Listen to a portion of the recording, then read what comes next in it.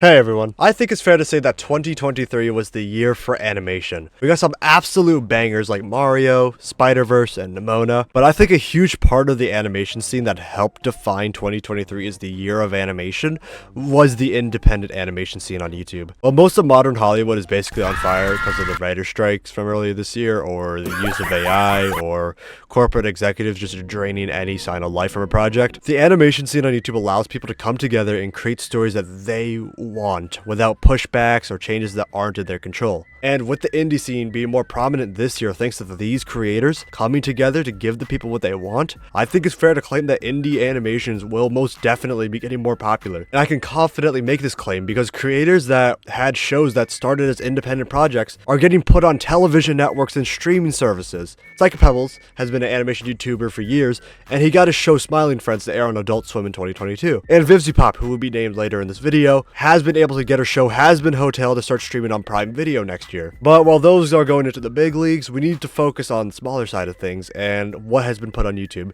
I think we should rank some of the best indie animations of 2023. So without wasting any more time, let's get into it. Starting off this list is Lackadaisy. Created by Tracy Butler, Lackadaisy started as a webcomic all the way back in 2006 to getting a full 30-minute animated pilot uploaded in March this year. This pilot has been in development for years, and the quality really paid off. For an animation set in the 1920s, in a period quite literally called the Great Depression, every scene in this pilot is just full of life. The background and the ambient effects really bring it to life, and how in every scene there's always something happening, whether it's in the foreground or the background, whether it's just a little bit of debris or the characters running around, and it really shows the attention to detail that the animators and artists put into this. Though there isn't all that much music, the scenes that do have music use a mix of jazz and electro swing. It's kind of like how Cuphead brought back jazz into relevance for a bit, and it's kind of funny I'm bringing up an indie game about a video about indie shows, and both being pretty similar in the time periods they take place in. The two official tracks, Sunset Rose Cocktail and Olive Branch, just absolutely hit. I'd say something that was kind of weird for the first time watching was definitely for the characters on how they still have their sketch lines. Now, I don't know if this was intentional or not, but when I originally saw this, it was definitely something that kind of felt off. But I'm not kidding. Once I saw Spot and how his character design had sketch lines, I came back to Lackadaisy and it felt more accepting to have the sketch lines there, and something that I can overlook now and just feels right to have a part of it. This is a pretty good pilot, and now with a full season on the way, who knows what else these silly felines will get up to. Unless you read the comic, then you'll know what happens next. Here come the test results. You are a horrible person. Murder Jones is up next, and now I'm really going to have to try and give my most non-biased opinion of the show, since it's pretty clear I like the show a lot. Murder Jones is written and directed by Liam Vickers and animated and uploaded by Glitch Productions. Now, while most indie shows or animations will resort to 2D drawings, Murder Jones and Glitch, they said f it and translated Liam's 2D designs of sketches to full-blown 3D animation. Now that I think about it, I don't think I can name any other indie animations this year that have done 3D besides Glitch. And for an independent 3D show, the quality is really good. Now, sure, they don't have the Hollywood standard expectations of animation, so some things in the show can kind of look a little.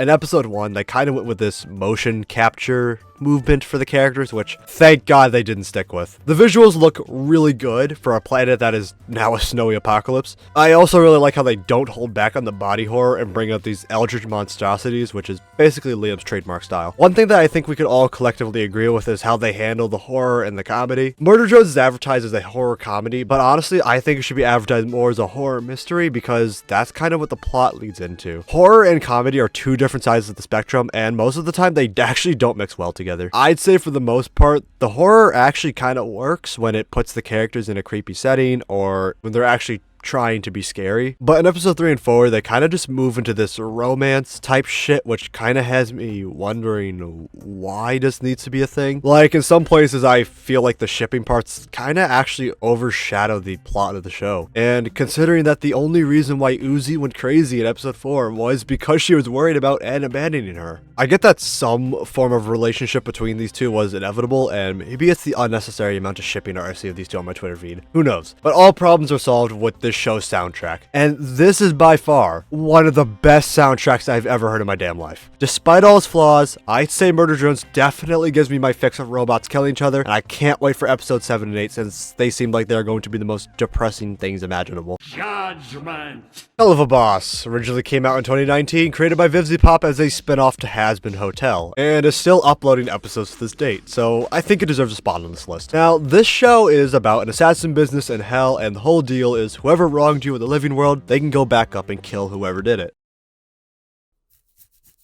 Oh wait, you actually believe me? Well, dear viewer, there's this little thing called false advertising, and I'm going to tell you that Helluva Boss isn't just about an assassin business in hell. It's also about several gay romances in hell, and it's also a musical. For Helluva Boss, a full 30-minute, highly detailed animation paid for by YouTube ad revenue, Patreon, and merch sales is really impressive, because the quality of the show is crazy, and considering how far they push things, I'm surprised they even make any YouTube revenue at all. There is just so much visual style and a clear, unique art style for each of the characters, and an absurd amount of horny moments in the show, but Because it's hell and no one fucking cares. one critique I have with Helluva Boss is how it just hasn't really led up to anything substantial until more recent years. In season 1, more of the earlier episodes were kind of just one-off goofy adventures until episode 5, where they start planting the seeds for something. Episode 5, we're introduced to Stryker, who is acting as a ranch worker when he is actually hired to kill Stolas. He fails and gets away, but that sets him up to return. He doesn't come back for 7 episodes. And when he does come back, he's treated more as a joke for some reason. In episode 6, we're introduced to Dorks, a government agency that's actually discovered the demon's existence and shit, even had first-hand encounters with them. But we don't see anything from them again. Shit, they aren't even brought up again. What was the point of this end scene if they aren't going to set anything up? If you're watching this part of the video expecting me to go into the writing issue that season 2 has, well, chances are you've seen countless other videos about that topic, and I'm far too lazy to talk about it. But I do have to say this. If a show seems to be dipping in its writing quality, and the tone seems kind of off, chances are the show is actually trying to set something up for a big climax. Or maybe it's just going to shit. With the case of Helluva Boss, most of season 2 seems off. Some of the parts you can take, it can show that they are trying to expand on the characters and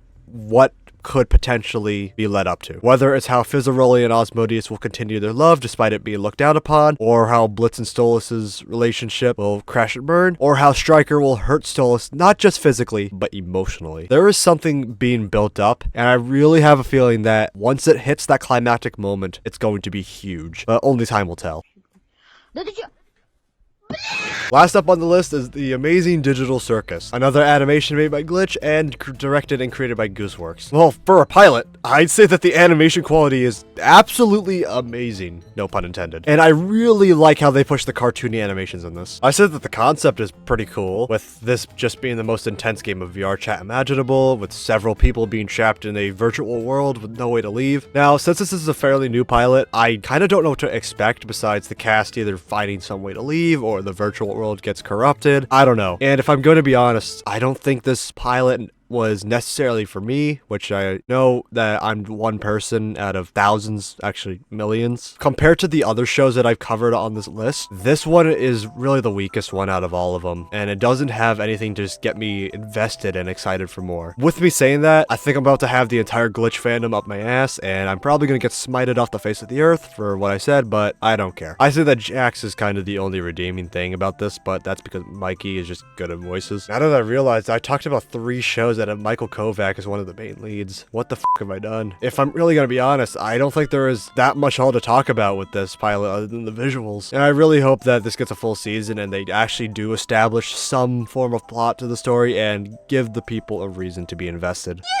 Dear God, the script took too long to come up with, and rewatching some of these was a pain because I have a serious time crunch, but who the hell cares? Rating time! Last place is the Amazing Digital Circus. I don't know, there just really isn't any substance to attract me. Please do something. Also, this show is associated with Gen Alpha brain rot. Third place is Murder Drones. To me, this is still one of the best 3D animated miniseries on YouTube for this year, and I can't wait for more. But I also get this is a miniseries, and they are probably limited to 1 season, so the characters are actually kind of underdeveloped, and Uzi and En's relationship happened way too fast. But you know what? This show gets the job done for something fun to watch. Also, please just give Jay more screen time. Second place is Helluva Boss. I was so tempted to give Murder Jones second place, but if I'm going to be honest, Helluva Boss takes it because it's a far more developed show, and it's clearly playing for the long game, and will most likely continue for a while, further developing the characters, the settings, and their emotions, and giving more depth to the show than Murder Jones can comprehend. In first place is Lackadaisy. I'd say that for this pilot, it is an actual triumph in animation, especially on YouTube. I'd say that this has sparked an interest in learning some of the history of the Prohibition era for me. It's silly, yet fun action, and it's really entertaining to watch. Even for a pilot, all the characters just bounce off each other so well. And you know what? If all it took was some cats fueled with furry propaganda, then I'm all in. Anyways, that's the official ranking of the best indie animations of 2023. I want to thank you all for watching these videos that I made this year. I would have never thought I'd see my sub count that high, and the support and comments I see on these videos really do mean the world to me. Thank you for watching this video. I might have to leave this here just in case YouTube decides to push this video in the algorithm. These are just my opinions that are objectively right and cannot be argued with, but please do not go attacking each other in the comments. Anyways, see you in the next one.